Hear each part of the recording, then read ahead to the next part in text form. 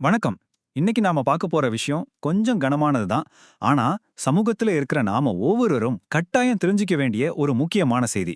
சமீபத்துல நடந்து இப்ப வரைக்கும் செய்திகள்ல தொடர்ந்து வந்துகிட்டு இருக்கிற ஒரு துயரமான நிகழ்வின் பின்னணியும், அது நம்ம சமூகத்துல ஏற்படுத்தியிருக்கக்கூடிய தாக்கத்தையும் எந்தவித சார்பும் இல்லாம ரொம்பவே தெளிவா இன்னைக்கு அலச போறோம். வாங்க உள்ளே போகலாம். சரி, எந்த தாமதமும் இல்லாம நேரடியா விஷயத்துக்கு வருவோம்.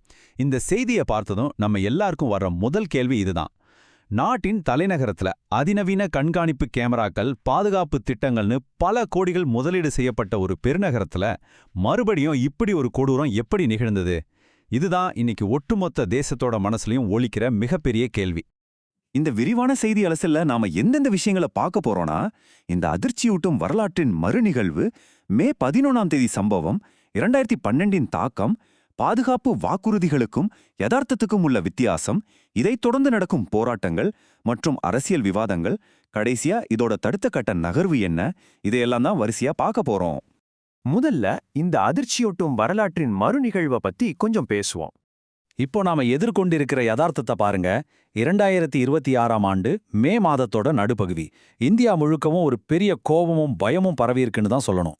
செய்தி வெளியான சில மணி நேரங்கள்லேயே இந்த கொடூரமான தாக்குதல் பத்தின தகவல்கள் எல்லா செய்தி தொலைக்காட்சிகள்லையும் முக்கிய செய்தியா மாறிடுச்சு.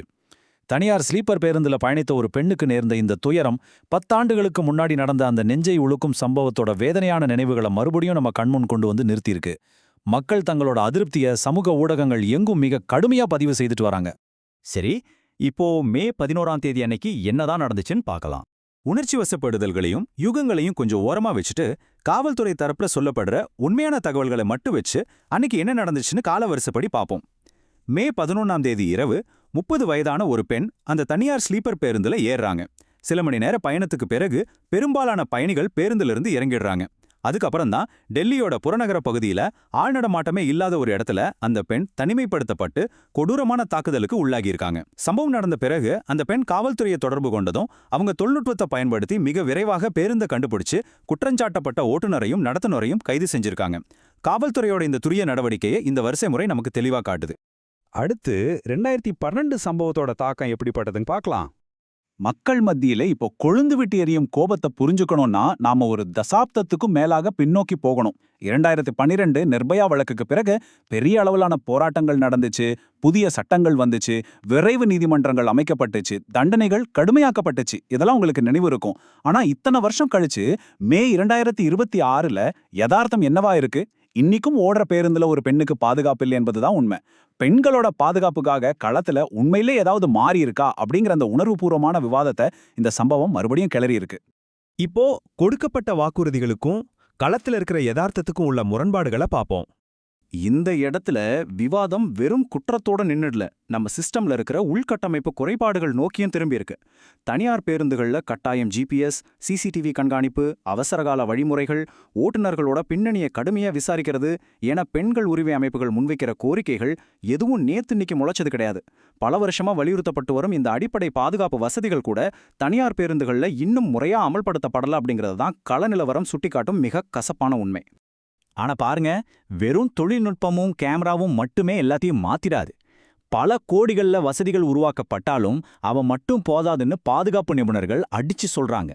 சட்டங்களை முழுமையாகவும் மிக கடுமையாகவும் அமல்படுத்துவதும் நம்ம அடிப்படை சமூக கட்டமைப்புல ஒரு மாற்றம் வருவதும் தான் இங்க ரொம்ப முக்கியம். இந்த இரண்டும் இணையாத வரைக்கும் இரவு நேரத்துல தனியா பயணிக்கும் பெண்களுக்கு அந்த பயம் ஒரு அன்றாட யதார்த்தமாவே தான் தொடர்ந்துட்டு இருக்கு. அடுத்ததா இந்த சம்பவத்தை தொடர்ந்து வெடிச்சிருக்கும் போராட்டங்கள் மற்றும் அரசியல் விவாதங்களை பத்தி பேசுவோம்.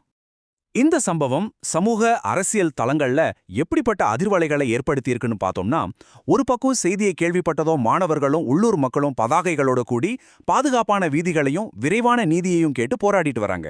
இன்னொரு பக்கம் அரசியல் களத்துல தலைநகர்ல போதுமான பாதுகாப்பு அரசு தர தவறிடுச்சுன்னு எதிர்க்கட்சிகள் மிக கடுமையா குற்றம் சாட்டுறாங்க. இதுக்கு பதிலளிக்கும் விதமா அரசு தரப்புல இருந்து இந்த விசாரணைக்கு தான் இப்போ முதல் முன்னுரிமை கொடுக்கப்பட்டிருக்கு. குற்றவாளிகளுக்கு கடுமையான தண்டனை பெற்று தரப்படும் அப்படின்னு உறுதியளிக்கப்பட்டிருக்கு. இந்த இடத்துல உளவியலாளர்கள் சொல்ற ஒரு மிக முக்கியமான கருத்தை நாம கவனிக்கணும். இது வெறும் ஒரு தனிப்பட்ட சம்பவம் கிடையாது. இது போன்ற குற்றங்கள் பாதிக்கப்பட்டவங்களுக்கு மட்டும் இல்லாம நாடு முழுவதும் இருக்கிற கோடிக்கணக்கான பெண்களுக்கும் அவங்க குடும்பங்களுக்கும் ஒரு மிகப்பெரிய அச்சத்தை உருவாக்குது. ஒவ்வொரு முறை இது போன்ற செய்திகள் வரும்போதும் வேலைக்கு செல்ற பெண்கள், மாணவர்கள் மற்றும் அவங்க பெற்றோர்கள் மத்தியில ஒரு பெரிய பாதுகாப்பற்ற உணர்வு உருவாகுது. இதனாலேயே இரவு நேரங்கள்ல பொது போக்குவரத்தை பயன்படுத்துவதை தவிர்ப்பதா பலர் உள்ளூர் ஊடகங்கள் கிட்ட வெளிப்படையாவே சொல்லியிருக்காங்க. சரி, கடைசியா இந்த விவகாரத்தோட அடுத்த கட்ட நகர்வு என்னன்னு பார்க்கலாம். நாம இப்ப இறுதி கட்டத்துக்கு வந்துட்டோம். விசாரணை இப்போ எந்த கட்டத்துல இருக்குன்னு பார்த்தா, அடுத்த கட்ட சட்டரீதியான நகர்வுகள் மிக தீவிரமா நடந்துகிட்டு இருக்கு. காவல்துறை பல தனிப்படைகளை அமைச்சு சாட்சிகளோட வாக்குமூலங்கள், சிசிடிவி காட்சிகள் மற்றும் டிஜிட்டல் தடயங்களை நுணுக்கமா சேகரிச்சுட்டு வராங்க.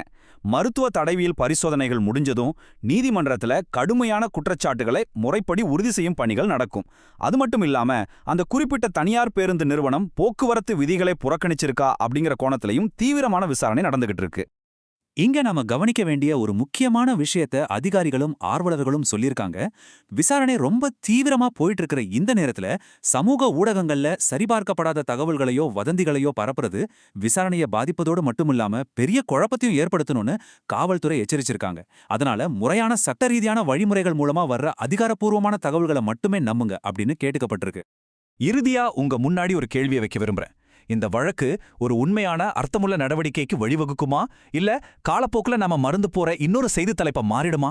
நாடு முழுவதும் மக்கள் மிக விரைவான நீதியையும் மீண்டும் இது போன்ற சம்பவங்கள் நடக்காம தடுக்கும் நீண்டகால சீர்திருத்தங்களையும் எதிர்பார்த்து காத்துட்டு இருக்காங்க. இது ஒரு நிரந்தர மாற்றத்தை கொண்டு வருமாங்கிறத தொடர்ந்து கவனிப்போம். இந்த மிக முக்கியமான செய்தி அலசல்ல என்னுடன் இணைந்ததற்கு நன்றி. மீண்டும் ஒரு தெளிவான அலசலோடு உங்களை சந்திக்கிறேன்.